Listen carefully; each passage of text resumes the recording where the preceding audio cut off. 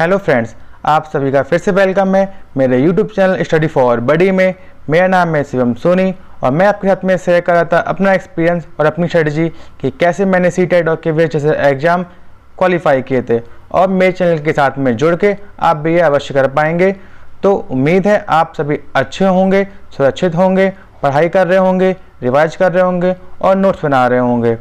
तो आज का सेशन शुरू करने से पहले एक छोटा सा रिमाइंडर, पेज को लाइक करें, सब्सक्राइब करें और दोस्तों के साथ में शेयर जरूर करें और डेली का रिवाइज जरूर करते जाएं और वीडियो पूरा लास्ट तक देखें। तो शुरू करते हैं आज का सेशन। 6 चैप्टर हम पहले ही कर चुके हैं। आज हम पढ़ेंगे नए प्रश्न एवं नए विचार, हिस्ट्री का चैप्टर 7। इसमें हम पढ़ेंगे गौतम बुद्ध और महावीर जैन के बारे में। तो शुरू करते हैं। पहला पॉइंट कि बौद्ध धर्म के संस्थापक का नाम था सिद्धार्थ, जिन्हें गौतम के नाम से भी जानते हैं। इन्हें हम गौतम बुद्ध कहते हैं और इनके ही बचपन का नाम था सिद्धार्थ। गौतम बुद्ध का जन्म लगभग 2500 वर्ष पूर्व 563 ईसा पूर्व में हुआ था। ये क्षत्रिय वंश तथा शाक्य नामक एक छोटे से गढ़ या कुल से संबंधित थे। बुद्ध को ज्ञान की प्राप्ति बोध गया बिहार में एक पीपल के पेड़ के नीचे वैशाख की पूर्णिमा की रात में निरंजना नदी के किनारे हुआ था। यहाँ पे आपके 3-4 क्वेश्चन बन सकते हैं कि बुद्ध को ज्ञान की प्राप्ति कहाँ हुई। आपका आंसर होगा बोध गया बिहार। कहाँ पे, किस पेड़ के नीचे हुई, तो आपका आंसर होगा पीपल के पेड़ के नीचे। अगर आपसे स्पेसिफाई दिन पूछता है हिंदी में तो होगा बैसाख की पूर्णिमा की रात एवं किस नदी के किनारे, तो आपका आंसर हो जाएगा निरंजना नदी के किनारे। बुद्ध के पिता का नाम था सुद्धोधन एवं इनकी माता का नाम था महामाया, जिनकी मृत्यु इनके जन्म के पश्चात ही हो गई थी तथा इनकी सौतेली माँ गौतमी ने इनका पालन पोषण किया था। बुद्ध के घर छोड़ने की घटना को, इसी घटना को महाभिनिष्क्रमण कहते हैं। बुद्ध ने वाराणसी के निकट सारनाथ में पहली बार उपदेश दिया था और इस घटना को धर्म चक्र परिवर्तन कहते हैं। ये जो घटनाएं हैं ये एग्जाम में पूछी जाती हैं, इन्हें अवश्य से नोट्स में लिख लें और ध्यान रखें। 80 वर्ष की उम्र में 483 ईसा पूर्व कुशीनारा या कुशीनगर में इनकी मृत्यु हो गई और इस घटना को महापरिनिर्वाण कहते हैं। ये तीनों ही घटनाएं इंपॉर्टेंट हैं, एग्जाम में पूछ ली जाती हैं। नेक्स्ट पॉइंट है कि बुद्ध ने अपनी शिक्षा सामान्य लोगों को प्राकृत भाषा में दी। प्राकृत भाषा आपसे अक्सर पूछ लेंगे कि बुद्ध की जो शिक्षाएं थी वह लोगों तक किस भाषा में पहुंचाई गई। आपका आंसर होगा प्राकृत भाषा। इसे भी ध्यान रखें, ये भी इंपॉर्टेंट है। और उपनिषद, ये पिछले चैप्टर से रिलेटेड शब्द है, अपने शायद पढ़ा होगा और इसका शाब्दिक अर्थ होता है गुरु के समीप बैठना। मुंडकोपनिषद के अनुसार इनकी संख्या 108 है। ये भी प्रश्न आपसे पूछ सकता है।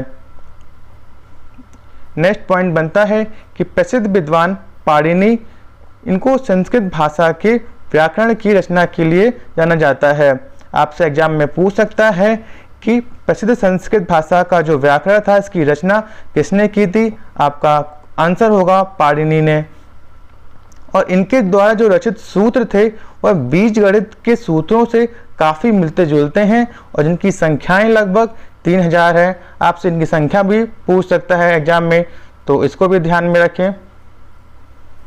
यहाँ पे आप एक स्तूप देख सकते हैं जो कि बोला जाता है कि बुद्ध की मृत्यु के बाद इनके शरीर के 8 भाग करके पूरे देश भर में या इनके मृत्यु के बाद इनके शरीर को 8 भागों में बांट के विभिन्न स्थानों पे स्तूप के रूप में बनाया गया इनके शिष्यों के द्वारा।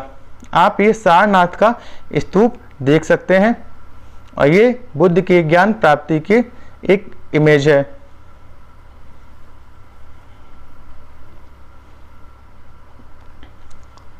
गौतम बुद्ध की प्रथम महिला शिष्य प्रजापति गौतमी थी, जो कि इनकी पालक माता या सौतेली माता भी थीं।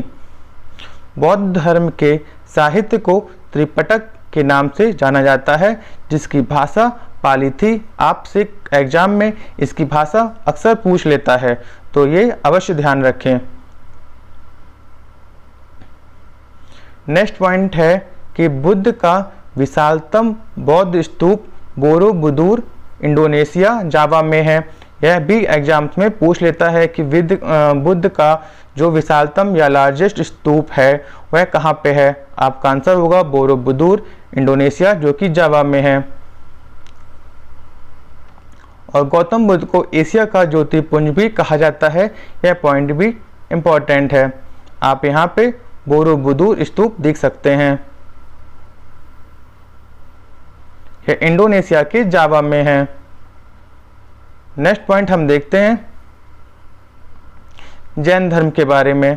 जैन धर्म के सर्वाधिक महत्वपूर्ण विचारक थे वर्धमान महावीर, जिनका जन्म 540 ईसा पूर्व कुंडग्राम वैशाली में हुआ था। महावीर के पिता का नाम सिद्धार्थ और उनकी माता का नाम त्रिशला था। महावीर वज्र संघ के लिच्छवी कुल के क्षत्रिय राजकुमार थे। इनका संघ और इनका कुल एग्जाम में पूछ लेता है, यह जरूर से ध्यान में रखिएगा। वज्र संघ और लिच्छवी कुल। 30 वर्ष की आयु में इन्होंने गृह त्याग कर दिया व 12 वर्ष तक कठिन तपस्या की। इसके बाद में जुम्बिक ग्राम और रिजुपालका नदी के तट पर साल वृक्ष के नीचे इनको ज्ञान की प्राप्ति हुई। बुद्ध को पीपल वृक्ष के पेड़ के नीचे ज्ञान की प्राप्ति हुई थी और महावीर को साल वृक्ष के नीचे ज्ञान की प्राप्ति हुई थी। ये अवश्य ध्यान रखें, एग्जाम्स में अक्सर पूछ लेता है तथा इनके ज्ञान प्राप्ति का स्थान भी पूछ सकता है, तो ये भी ध्यान में रखिएगा, जुम्बिक ग्राम और रिजुपालका नदी के तट पर। नेक्स्ट पॉइंट है, महावीर ने अपनी शिक्षा प्राकृत भाषा में दी थी। ये शिक्षा की इनके द्वारा दी हुई शिक्षा की भाषा भी आपसे एग्जाम में पूछता है, ध्यान में रखिएगा। जैन धर्म का जो जैन शब्द है वह जिन शब्द से निकला है, जिसका अर्थ होता है विजेता। यह भी आपसे एग्जाम में पूछ लेता है। नेक्स्ट पॉइंट है, वर्तमान स्वरूप में उपलब्ध जैन धर्म की शिक्षाएं लगभग 1500 वर्ष पूर्व गुजरात में वल्लभी नामक स्थान पे लिखी गई हैं। वल्लभी स्थान गुजरात और जैन धर्म की शिक्षाएं 1500 वर्ष पूर्व। यह पॉइंट ध्यान रखिएगा। सच्चे ज्ञान की प्राप्ति के लिए महावीर और बुद्ध ने संघ नामक संगठन बनाया था, जिसके नियम विनय पिटक नामक ग्रंथ में से हमें मिलते हैं। संघ के लोगों ने ही विभिन्न स्थानों पर रुकने के लिए शिष्यों के एक स्थान बनाए थे, जिन्हें विहार कहते थे। प्रारंभ में ये विहार लकड़ी के बने होते थे और बाद में इन्हें पत्थरों में काटकर भी बनाया गया। महावीर के प्रथम शिष्य थे उनके दामाद जामाली और 72 वर्ष की उम्र में 468 ईसा पूर्व पावापुरी राजगीर में महावीर को निर्वाण या मोक्ष की प्राप्ति हुई। आप यहाँ पे महावीर जैन की एक इमेज देख सकते हैं।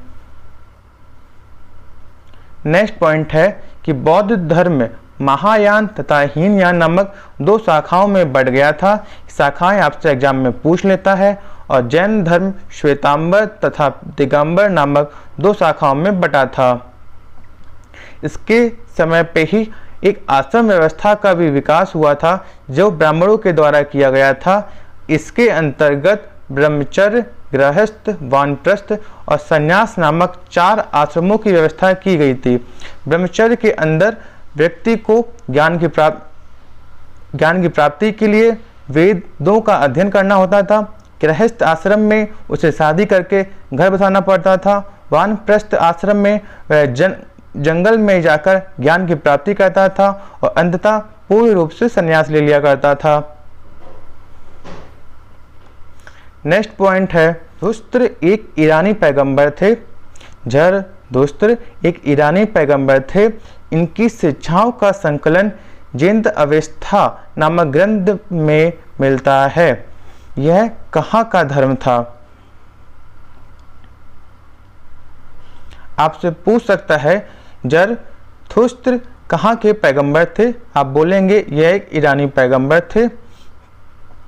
और तथा जरथुस्त्रवादी ईरान से गुजरात और महाराष्ट्र के तटीय नगरों में आकर बस गए थे, जिन्हें आज के टाइम पे पारसियों के पूर्वज माना जा सकता है। तो आप पूछ सकते हैं, आपसे एग्जाम में पूछा जा सकता है कि जो पारसी थे इनके पूर्वज कहाँ से आए थे? आपका आंसर हो जाएगा ईरान से। तो इस चैप्टर में इतना ही था। हम नेक्स्ट चैप्टर में फिर से मिलते हैं। तब तक के लिए पढ़ते रहें, रिवाइज करते रहें, दोस्तों के साथ में वीडियो शेयर करते रहें। अपना ध्यान रखें। नमस्कार।